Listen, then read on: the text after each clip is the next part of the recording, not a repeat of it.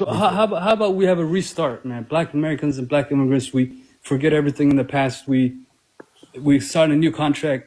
We put the disputes and all this stuff to the past and just have a fresh start. Respect each other, respect each other's cultures, work together where we can work together. Let's try to work on that. I'm ready for that.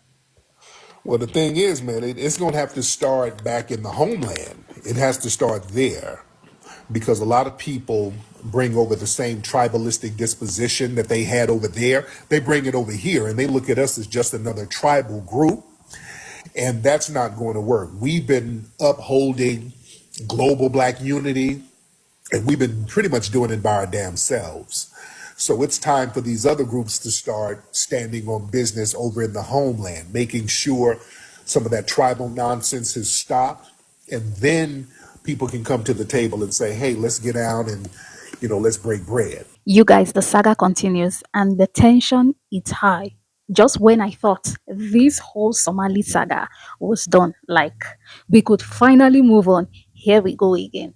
Now, at this point, it honestly feels like every time things start to cool down, someone throws fresh gasoline on the fire. And once again, Black Americans are being pulled into something, blamed for something, or told how they should react to something they didn't even start.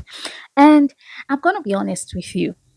I'm really getting furious at this point. I feel like this needs to be talked about. Before we get into it, real quick, if you appreciate honest conversations, commentary without filters, and reactions that actually say what people are talking about, go ahead, like this video, subscribe, and turn on your notifications so you don't miss future uploads. Let's watch some clips first, and then I'll be back and unpack everything. I am currently asking for a ceasefire. I'm asking for a ceasefire between the Somalis and the African Americans. Please. We got something bigger going on right now. This is a divide and conquer situation happening in Minnesota. Y'all know we ride together when situations arise out here. When that George Floyd stuff happened, baby, we was out there. Ain't nobody was asking what type of Black you was. We all felt that. So I just don't want this ignorant conversation to overshadow what's really happening. Don't give them the upper hand. Why are we acting slow? I'm asking for a ceasefire. If you like me, please put down the shots. We ain't got time. Just put a pin in the conversation. How about that? Let's just put a pin in the conversation. And after we're done with this, then we could get back to doing that. Y'all could get back to doing that. I don't even know what type of conversation. I'm gonna go finish my electrolytes because it's. This is so ironic to see Somali people. This is like the second video I saw, first of all, of them referencing George Floyd. We were all together during George Floyd. First of all, everybody and their mother was outside. It was a national thing. Like, it was very clouded. It was very trendy. It was very trendy to be marching and saying Black Lives Matter. There were stores that would have Black Lives Matter signs in the window. A lot of people were standing in solidarity with Black Americans. And at the end of the day, if y'all claim y'all Black, then aren't you marching for yourself? Isn't Black Lives Matter for all of y'all? You see how they separate? It's like they don't even realize that they're doing it. You're separating yourself from us by saying, we was there for you during George Floyd and Black Lives Matter.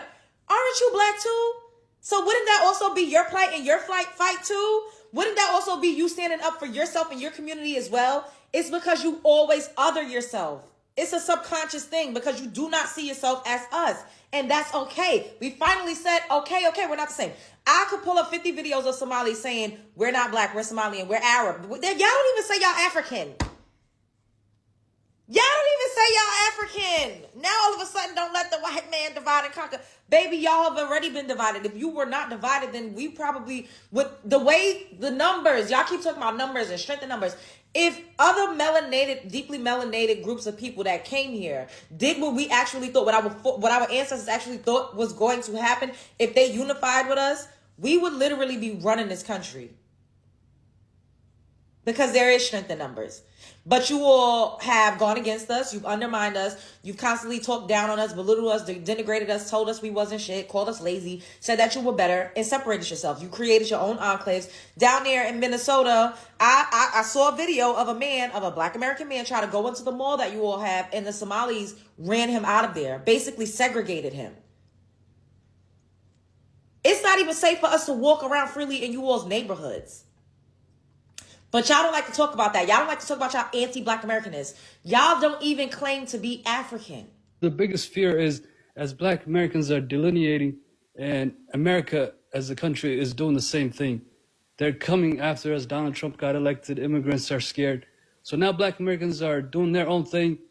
At the time, we're hoping that they would be standing up for us, being part of our coalition. But Yeah, and that's the problem. we don't know what to do now. Yeah, because we told people, they kept telling us, well, you FBS don't work hard. You don't work. We came over with $2 and we were this, and y'all need to learn from us. It got real bad. And people got very arrogant, and even Jamaicans, they still do it. They still tell us, oh, don't come to Jamaica. Oh, don't do this. You are entitled. And y'all were telling us all of this stuff about how hard you work and how lazy we were. And we said, okay, well, handle your business then. And now people don't like it. And can I say something? Do you know, I think that's why a lot of immigrants are running for office. There's a lot of Somalis in Minnesota, the New York mayor, because I think they're scared now since that, the current political system in America, and maybe Black Americans are not as supportive anymore.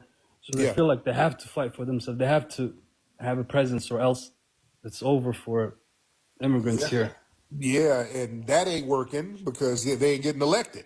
A lot of them are not getting elected like that. It's like Winsome Sears, like your boy out there in Minnesota, Fatah, whatever his name is. He got washed, so it ain't really working out like they wanted to work out. So, hey man, it's cats should have really checked themselves with the disrespect. We need to stop this drama between African Americans and Somalis in the States, because I can see both of the arguments.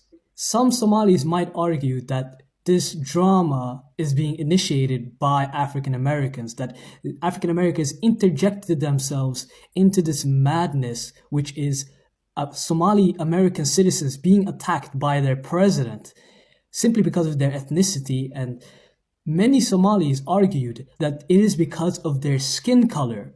And this ticked off a lot of African Americans because they said, oh, but didn't you say that you're not Black? Well, if you're not Black, then you can't ask for help because someone is attacking you because of your skin color and stuff like that. But one huge difference that we need to understand is that when Somalis say they are not Black, they mean culturally, ethnically, they are not Black. Or in other words, they don't identify with their skin color, but the rest of the world identifies them by their skin color. So a Somali can enter a store, and before he entered that store, he was a Somali, but the moment he entered that store clerk followed him around because he saw a teenage Black boy. And that is what they mean when they are being targeted because they are Black, because of their skin color. However, I also understand the other argument. Many African Americans have a negative view of the Somali community because they feel like they spew derogative terms against certain Africans, against other African people in the diaspora, calling them names like Jarer, where some Somalis will claim that it is not negative, but 9 times out of 10, that name or that slur is being used in a negative term, whether you want to admit that or not. And that is something we definitely need to stop.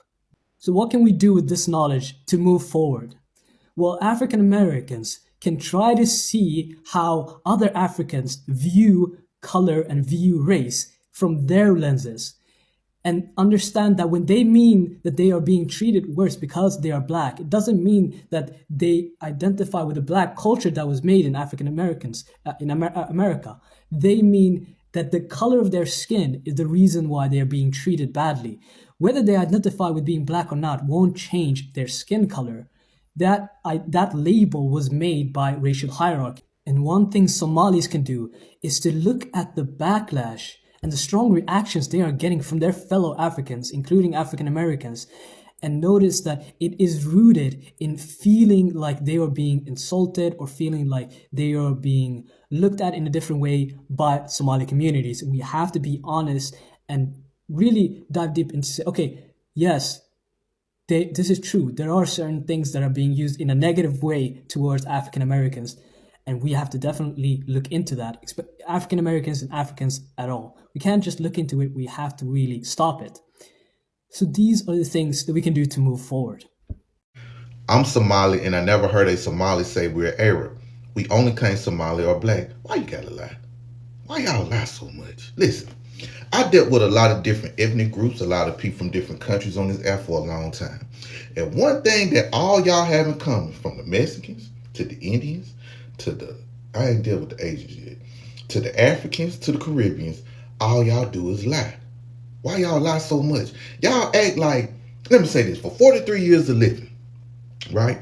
I never heard a Somali say they was black until 2 weeks ago. Every Somali I seen, they said they're not black, they Somali.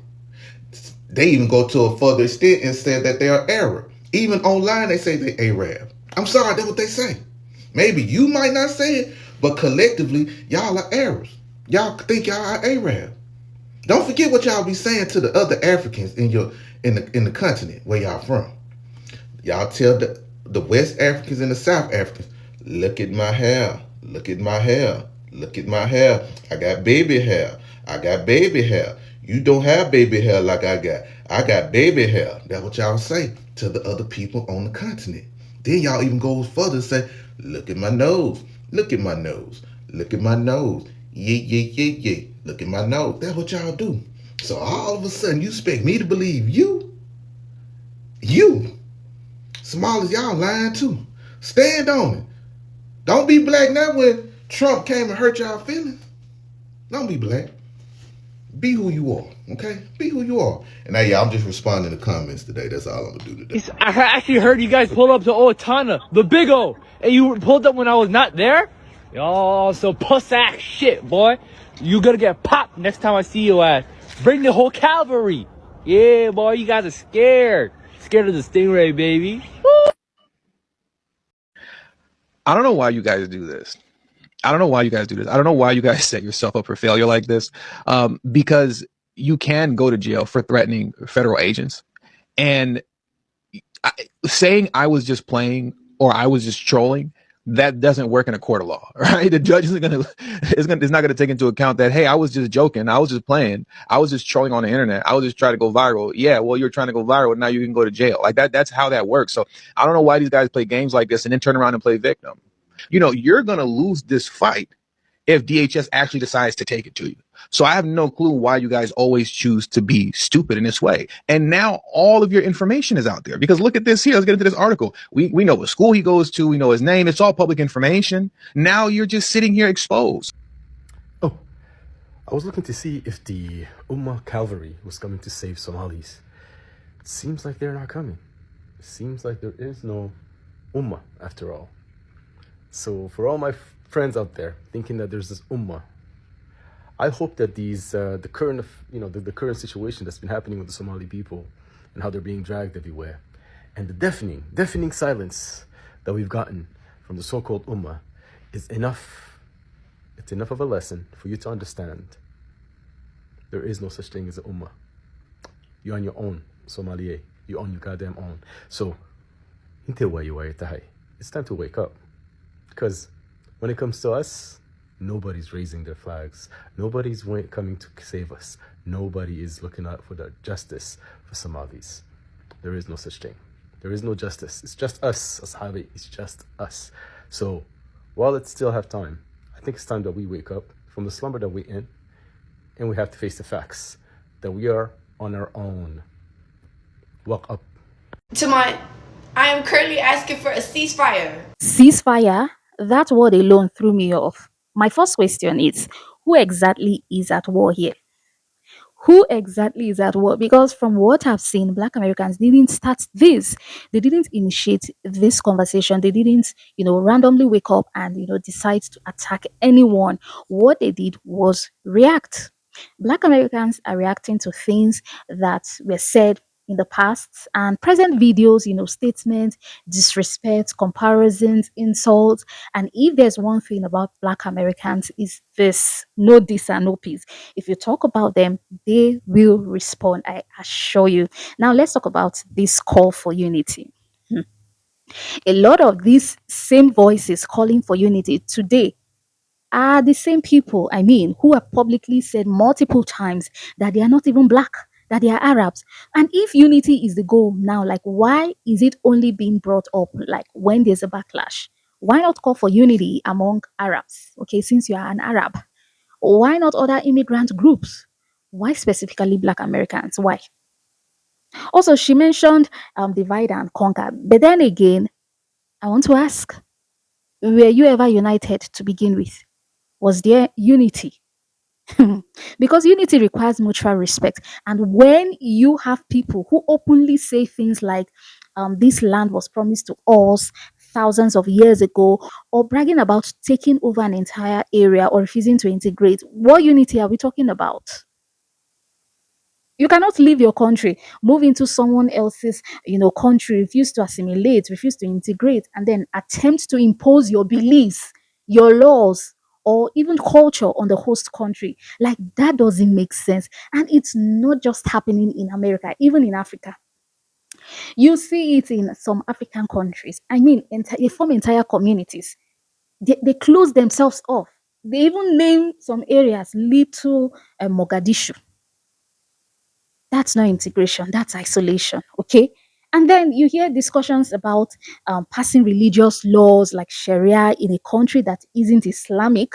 Like, who does that? If you truly want unity, you spread it out. Integrate, build relationships, respect people, respect their culture, respect the land you moved to. You don't dominate a space and then you lecture others about peace. Whew. Talking about that, what of the imam that stood publicly in the mosque and saying negative things about Black Americans, about their families, their children, their way of life? What message does that send? You're a religious leader, for crying out loud. You're supposed to preach morals, faith. You're supposed to preach guidance, right? Why bring other group into it? Why compare? Why elevate yourself by putting someone else down? Like, that alone tells me that this issue runs deep, honestly. It's beyond redemption at this point. Black Americans are tired. They are tired of being used, blamed, and discarded. They are tired of, being called on only when someone needs protection or support. So this time they are sitting it out. And honestly, truth be told, I don't blame them at all. If peace is truly the goal, then show it with your actions, not just speeches. Okay? Assimilate, integrate, respect the host country, respect people who were already there. Anyways, that's my take. Let me know what you think in the comments. Don't forget to like, subscribe, and share. I'll see you in the next one. Shalom.